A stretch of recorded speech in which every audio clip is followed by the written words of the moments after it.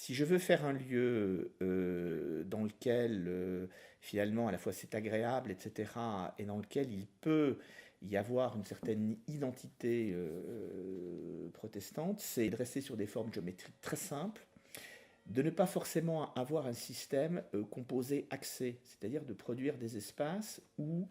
l'organisation même du temple a une capacité de muter pour l'avenir. J'ai essayé de travailler sur des formes à la fois un peu plus carrées, un peu plus ovales.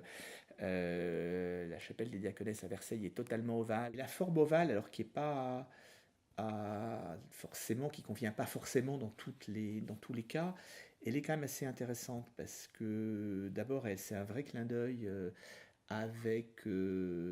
l'histoire. Beaucoup des premiers temples construits sont soit rectangulaires, soit carrés, mais également ronds, d'une capacité de se réunir les uns vis-à-vis des autres, pour moi est importante. C'est quelque chose qui serait compliqué à faire dans une église catholique, finalement de supprimer euh, totalement la notion d'axialité. Et quand je dis pas accès, c'est-à-dire presque d'imaginer qu'à un moment donné, il peut y avoir un déplacement de la table de la Sainte Seine, etc. Alors, cette discussion, je l'ai eue avec les diaconesses, elle est extrêmement intéressante parce que au final, elles ont souhaité qu'il y ait quand même un axe préférentiel. Même si par exemple à Versailles, il y a une notion d'axialité, etc., le lieu est quand même une très grande capacité à fonctionner sur lui-même. Pour moi, c'est peut-être là que dans tout ce que je fais, il y a peut-être une certaine conception qui s'impose, c'est de permettre, voilà,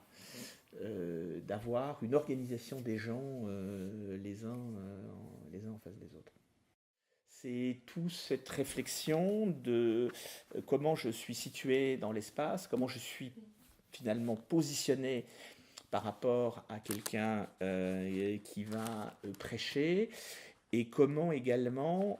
dans sa communauté l'assemblée se rassemble en étant capable de se mettre en vis-à-vis. Alors j'ai très souvent fait des pentes, ne pas avoir un sol horizontal, c'est-à-dire d'avoir un rapport avec une très légère pente vers la personne qui prêche. C'est assez subtil, mais ça, on est dans une position un tout petit peu différente, un peu plus attentive, un peu plus proche de la personne qui va prêcher. Cette notion d'axe et de fond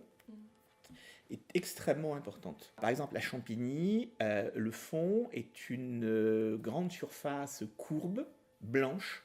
sur laquelle d'ailleurs on se posait la question dans le cadre de la symbolique du lieu, de la marquer avec du texte, marquer avec un peu de texte et une croix, mais de le faire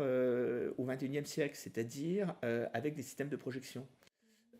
qui permettent finalement de s'adapter sur l'avenir et donc d'offrir également une autre utilisation de ce type de fonds avec des projections, d'intégrer que finalement beaucoup de cultes aujourd'hui se font avec des champs qui sont projetés, mais je pense qu'on peut aller plus loin, qu'on peut de toute façon en tout cas utiliser des moyens de vidéo de manière beaucoup plus forte qui permet de projeter, de communiquer, etc. Il y a toute une série au travers de l'image, d'un message et donc d'une compréhension de l'identité qui peut se faire.